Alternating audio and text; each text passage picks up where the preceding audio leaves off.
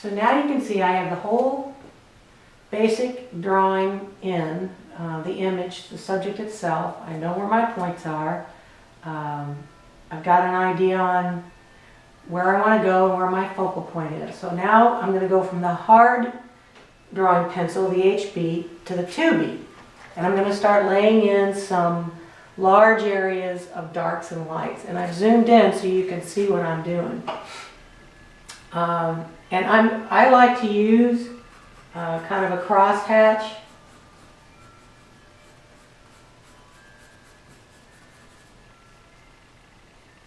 Especially in the beginning.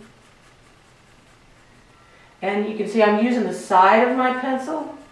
So it can give a almost a blended feel. And here's this pretty dark, so I'm going to go darker and really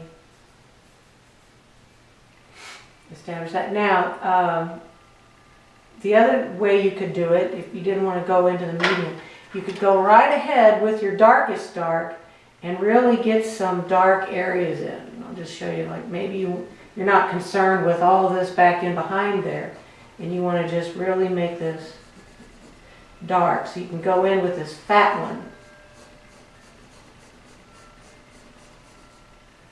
and get your darkest darks in right off the bat. This one's a little bit harder to get a fine line with, because, well, I guess you could do it on edge and do it that way, but I kind of like to use the wide area. It just makes it a little different.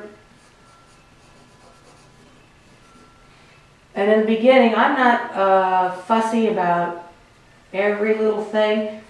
I'll show you that later, when we talk about how to really use erasers. So here you can establish some darker areas. Now I'm going to go this way and kind of do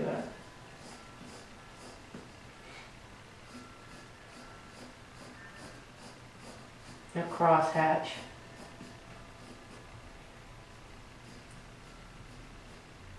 And you can use your crosshatch lines to actually give that feeling of curvature.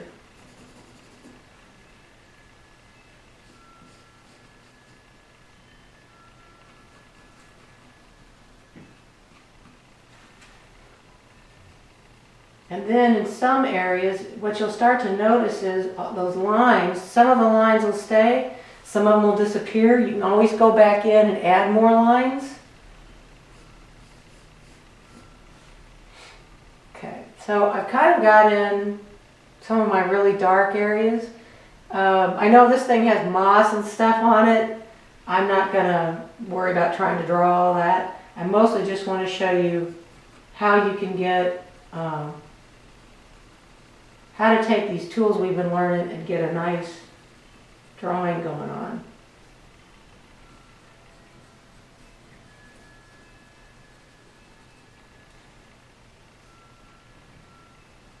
Okay, so I'm going to go ahead back up in here. I'm only going to draw part of this, otherwise the video would be exceedingly long.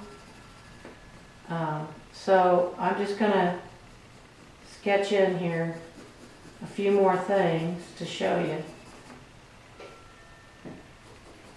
how you can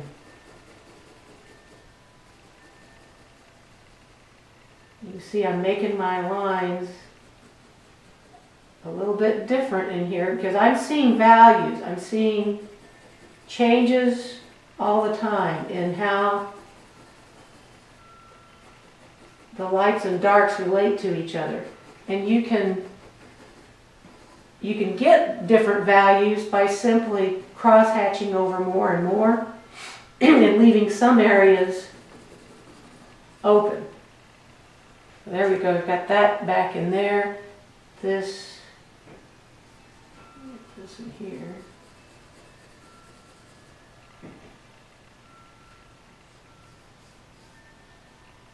And so by leaving this, I've actually established an area.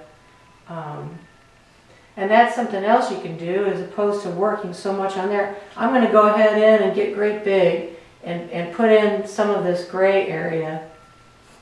And it's okay that some of your drawing actually fades away. That makes it interesting as well.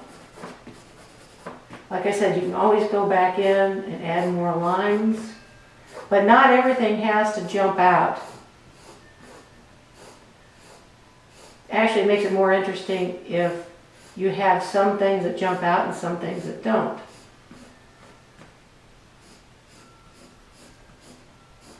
So what I'm doing is purposefully leaving some of this right here and really making some of this other darker.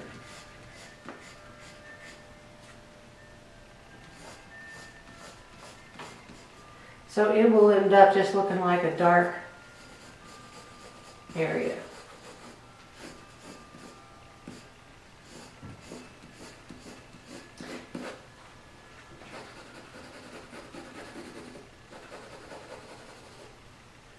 Okay, and because some of this is in shadow along with this, I'm just going to go ahead here and this will help. What I'm going to do is establish this area of shadow. You can't see it from there, but it's right along the edge of where the skull turns around, down to the teeth.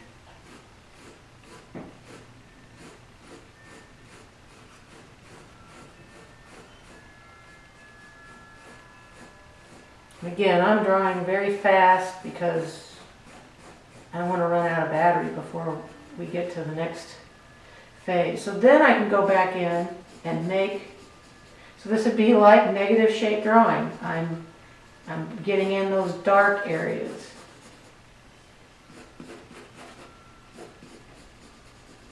But leaving this up here because it's a different value. The background's real dark and this is lighter. So if I darken in this and stay with the shape of the teeth, then I'm establishing that feel.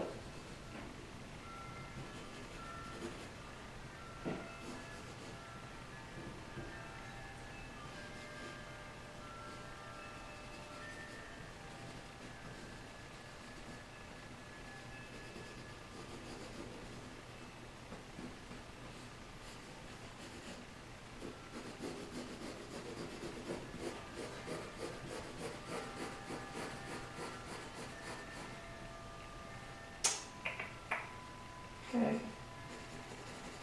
So you've got that idea.